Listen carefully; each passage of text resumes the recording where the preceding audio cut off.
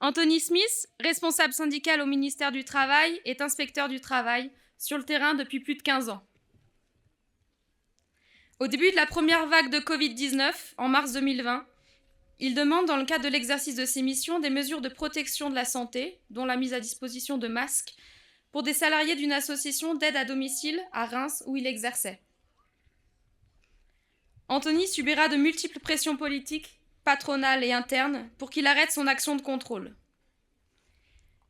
Il résiste et dépose le 15 avril 2020 un référé devant le tribunal judiciaire de Reims. Quelques heures plus tard, il sera suspendu de ses fonctions par Muriel Pénicaud, alors ministre du Travail. 4 mois plus tard, il est sanctionné par Elisabeth Borne, devenue à son tour ministre du Travail. Muté d'office dans la Meuse pendant 2 ans, il contestera cette sanction devant le tribunal. Bénéficiant d'un large soutien de ses collègues, de la gauche sociale et politique ainsi que de l'opinion publique, Anthony verra cette dernière totalement annulée en octobre 2022. Il a réintégré son poste au 1er janvier 2023.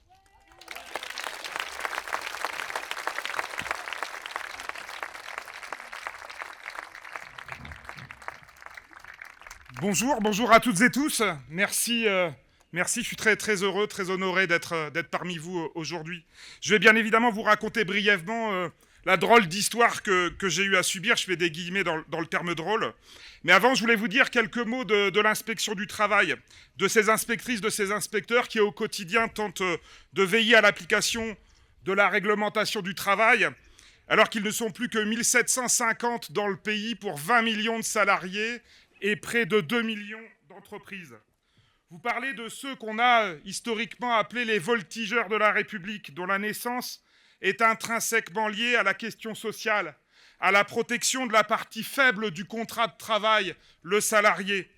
C'est en effet dans une des premières lois du travail, celle du 2 novembre 1892, sur le travail des enfants, des filles et des femmes dans les établissements industriels, qu'est décidée la création d'inspecteurs du travail chargés de veiller à l'application des quelques lois sociales alors en vigueur. Et dans cette longue histoire de l'inspection du travail, qui préexiste même à la création du ministère du Travail en 1906, il y a des périodes glorieuses et d'autres honteuses. Périodes glorieuses, comme celle où les inspecteurs-inspectrices veillèrent à la mise en œuvre dans les entreprises du conquis social de la journée de 8 heures, à partir de la loi d'avril 1919. Histoire heureuse de ces nouvelles générations d'inspecteurs, conscientes et agissantes qui, depuis le tournant du siècle, vont porter le combat pour la défense d'un code du travail protecteur des droits des plus faibles. On les retrouvera résistant aux volontés du ministère de l'Intérieur de se servir d'eux, eux qui disposent d'un droit d'entrée de jour comme de nuit dans toute entreprise où sont susceptibles d'être occupés des salariés, pour les utiliser aux opérations de chasse et de reconduite des étrangers sans titre aux frontières.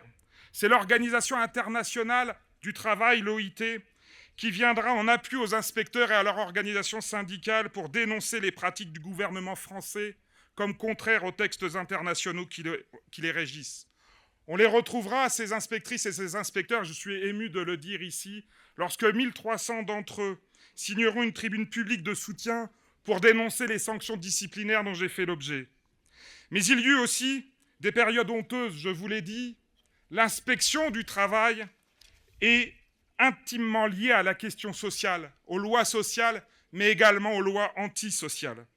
Comment oublier ne pas évoquer le gouvernement de Vichy qui fera des inspecteurs du travail les dociles manœuvres de la politique de collaboration. Mais je n'ai pas envie de vous parler de l'inspection qui collabora. Je veux vous parler de celle qui résista, et parmi elles de Pierre Lamy. Né en 1909, il entre à l'école normale en 26 et enseigne ensuite. En 1937, Lamy passe le concours départemental d'inspecteur du travail organisé par le gouvernement du Front populaire. Il l'obtient, choisit la Haute-Savoie. Il est affecté à Annecy, intègre son bataillon en 1939, reprend son poste après l'armistice, rejoint la résistance dès 1941. En avril 1942, le gouvernement Laval organise la politique dite de la relève, c'est-à-dire le départ volontaire d'ouvriers vers l'Allemagne en échange de la libération de prisonniers. Face à l'échec du volontariat, la réquisition des travailleurs se met en place, suivie du service du travail obligatoire. Les inspecteurs du travail sont chargés, en échange d'une prime, d'établir les listes de travailleurs. Pierre Lamy refuse, résiste de multiples façons dans les services de l'inspection et en dehors.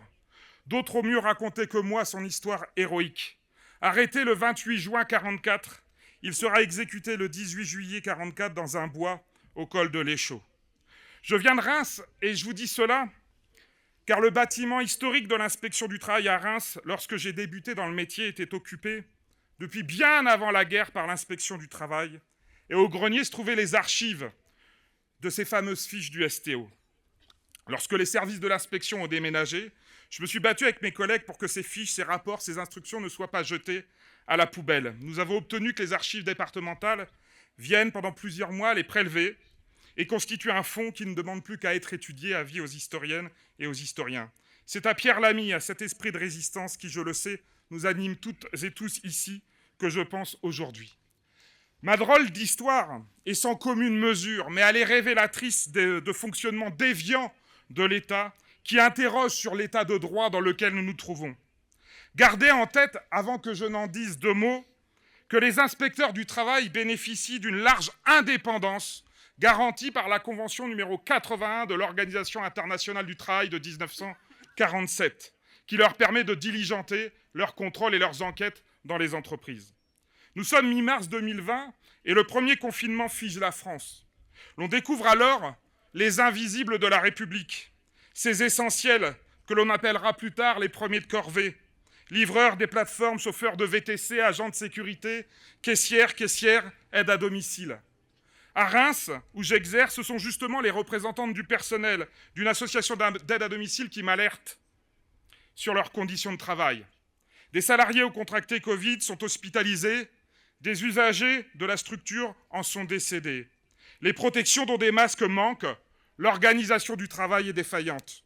J'enquête, du moins j'essaie, dans un contexte où le ministère du Travail est volontairement mis à l'arrêt, sous la coupe du ministère de la Santé et des prescriptions des autorités sanitaires, où notre hiérarchie rend quasiment impossible la conduite de tout contrôle, où le droit et son application semblent chaque jour s'effacer devant les raisons de l'État. Je viens d'apprendre qu'à Lille, une collègue inspectrice du travail a réussi à obtenir d'un juge indépendant des mesures de protection de la santé des travailleurs dans une association d'aide à domicile. Je me dis que c'est le moyen pertinent et légal d'imposer à l'employeur des mesures qu'il ne prend pas. Nous sommes le week-end de Pâques 2020. Le 11 avril, je m'en souviens si bien. Je rédige l'assignation en référé, tout en informant l'employeur de ma décision. Quelques heures plus tard, il est plus de 21h, je reçois un message de ma hiérarchie, me convoquant à un entretien le 14 avril. L'objet de la convocation est sans équivoque. On y dénonce mes contrôles, dont celui dans cette structure d'aide à domicile, et on m'intime l'ordre de cesser mes interventions. Je suis sous pression, mais je garde en tête que je suis justement indépendant des pressions et des influences extérieures. Je découvre dans la foulée que ma hiérarchie, le préfet de département, le président du conseil départemental, ma direction localement, régionalement, et j'apprendrai plus tard le cabinet de Muriel Pénicaud, alors ministre du Travail, agissent pour tenter de m'empêcher de contrôler, allant jusqu'à écrire à l'employeur de ne pas répondre à mes sollicitations. Je décide de saisir par mail, par courrier circonstancié, les 13 et 14 avril 2020, le directeur général du travail, la plus haute autorité de l'inspection du travail en France, des pressions et des influences que je subis. Je comprends que deux options s'offrent à moi. Obéir, arrêter mon enquête et mes contrôles.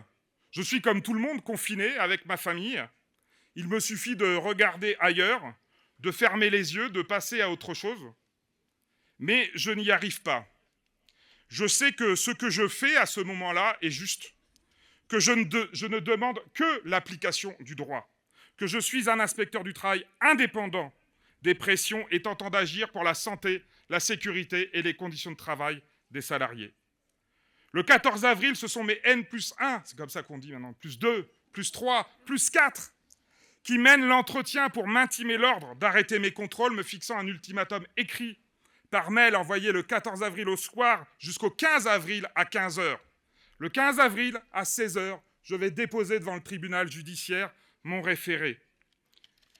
Je rentre chez moi le soir et j'ai le sentiment d'avoir fait mon travail. Je sais que le chemin est encore long, mais que la voie est la bonne. À 20h28, je reçois un SMS de ma directrice régionale de l'époque. « Monsieur Smith, vous êtes suspendu de vos fonctions à effet immédiat. » La suite, les 4 mois de suspension, les 2 ans de mutation en Meuse, la formidable mobilisation sociale, syndicale, politique autour de mon affaire qui aboutira à des reculs d'Elisabeth Borne, qui à un moment a remplacé Mme Pénicaud, vous vous en souvenez, au ministère du Travail. Tout cela est une autre histoire. L'important est d'en retenir la fin. Le 20 octobre 2022, le tribunal administratif de Nancy que j'avais saisi va annuler purement, simplement et totalement la sanction disciplinaire et va réaffirmer le principe d'indépendance des inspecteurs du travail en indiquant, je le cite, « Les inspecteurs étaient tenus de respecter les instructions de leur hiérarchie, sauf si, comme c'est le cas dans cette affaire, les instructions entravent l'organisation et la conduite de leur contrôle. » Quelques jours plus tard, invité à me rendre au siège de la direction du travail à Strasbourg, j'apprendrai que ni M. Dussopt, devenu ministre du Travail, ni Mme Borne, devenue Première ministre, n'ont décidé de faire appel de ce jugement du tribunal administratif qui deviendra définitif le 20 décembre 2022. Le 1er janvier 2023, je réintégrerai mon poste à l'inspection du travail, à Reims, avec mes collègues. Nous n'avons rien lâché, amis et camarades, et à la fin, nous avons gagné!